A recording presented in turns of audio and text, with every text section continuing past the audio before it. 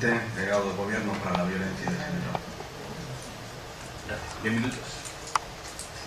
Difícil. Bien, muchas gracias. Buenas tardes a todos.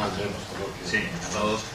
Y agradecer la invitación a participar en esta mesa, interesante mesa, y agradecerle a Cristina y a Lola haber escrito un libro que ayuda a generar debate y a situar las cosas y a reflexionar con un sentido amplio, porque es verdad que a veces lo políticamente, lo socialmente correcto, pues nos lleva a ignorar o a desconsiderar muchas cuestiones que son importantes precisamente para enriquecer el debate y facilitar lo que es alcanzar conclusiones y alcanzar conocimiento en definitiva para seguir avanzando e integrando los elementos que siempre están relacionados o flotando alrededor de lo que es el problema que se presenta como acuciante en la sociedad, ¿no? Sobre todo cuando hablamos del concepto de mujer, de cómo el feminismo ha cuestionado el modelo tradicional para precisamente hablarlo o plantearlo en igualdad con el de hombre, y todo eso cómo se traduce en conductas y reacciones que terminan, pues en muchos casos, y lo que yo estudio, en violencia contra las propias mujeres.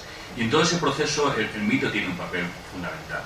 Lo tiene porque desde los primeros conceptos del mito que se identificaba como palabras, según la Grecia, Homero, aparecía que el mito era un relato, y eso creo que es importante porque nunca es un hecho puntual, sino que tiene todo un proceso que viene a dar significado a aquella serie de valores, de creencias, de elementos sobre los que se organiza la cultura. Yo creo, como decía Cristina, que sirve para respaldar, y sirve para respaldar las creencias y los valores que existen.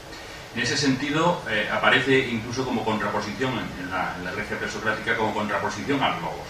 Es decir, el logos es alcanzable por la razón, el mito se queda ahí un poco más difuso, más en lo simbólico, más en lo referente, sin llegar a cuestionar en profundidad lo que el propio mito significaba o aportaba.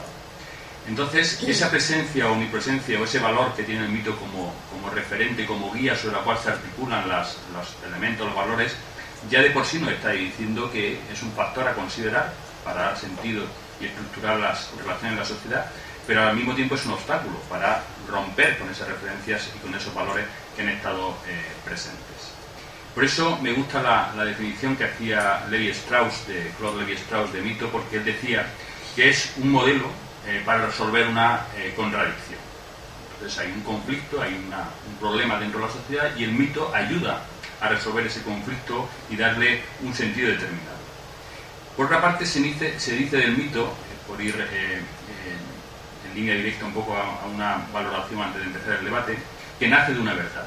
Todas las características que se dan al mito es que tiene un componente de verdad, pero es un componente de verdad percibida. Es decir, ni siquiera los estudios que se han hecho con posterioridad, sobre todo por parte del evolucionismo, de la psicotecnología, del positivismo, han ido diciendo que, bueno, que efectivamente aparece como una verdad.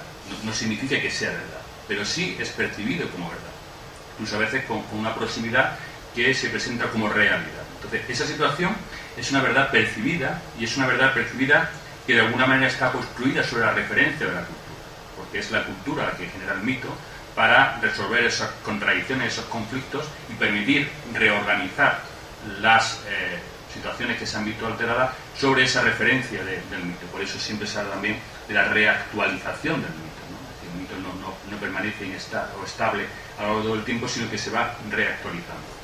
De esa manera, el conflicto que se resuelve gracias al mito es un conflicto que se resuelve gracias a la referencia cultural, que es la que ha creado el mito. De alguna manera se cierra el círculo y el mito sirve para mantener, para darle estabilidad, incluso para avanzar, pero bajo un mecanismo adaptativo, no rupturista.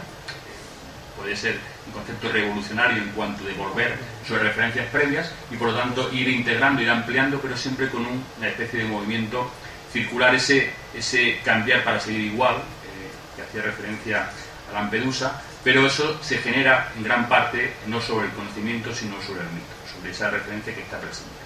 Por lo tanto, si analizamos el mito de la madre en Iberoamérica, tenemos que hacer sobre tres referencias. Sobre lo que es el mito, lo que es el concepto de madre, que va directamente y estrechamente relacionado al propio concepto de referencia a mujer, y el elemento, el contexto cultural que hemos definido, Iberoamérica. Porque ese elemento sería completamente diferente en África, en Asia, incluso dependiendo de las zonas. Luego la cultura aparece como referencia, y eso es lo que quiero destacar, en un doble sentido. En un sentido conceptual, define el mito, define lo que es el elemento que sirve para resolver las contradicciones que se producen, pero al mismo tiempo lo hace también como un referente funcional, es decir, integra el resultado de esa solución sobre un significado, sobre un papel, sobre un elemento que tiene sentido en esa cultura determinada. De esa manera, según se acerque o no a la referencia establecida por el mito, se hará una crítica o se hará un respaldo de esa posición o de ese conflicto que ha surgido. Y en ese sentido, a la hora de buscar estos tres elementos, que yo creo que son extrapolables igual que, como decía Cristina, la referencia a la definición del concepto de madre fue trasladada desde España a América, pues yo creo que la referencia actual es común para todo el espacio iberoamericano, con matices y con elementos diferenciales, pero en conjunto con la reflexión creo que es extrapolable y utilizable en todo el marco geográfico al que nos estamos refiriendo. Por lo tanto, en ese análisis, Iberoamérica, mujer, madre, tenemos dos mitos fundamentales que entran en conflicto. ¿Sí? El mito de mujer, que viene muy marcado por el mito de la Eva perversa, el mito de Pandora, el mito de las mujeres que de alguna manera no son de fiar, falsas, que pueden traicionar. Eso es un mito construido sobre personajes, sobre referencias que están aún presentes y que siguen utilizándose para cuestionar a muchas mujeres, entre otras cosas,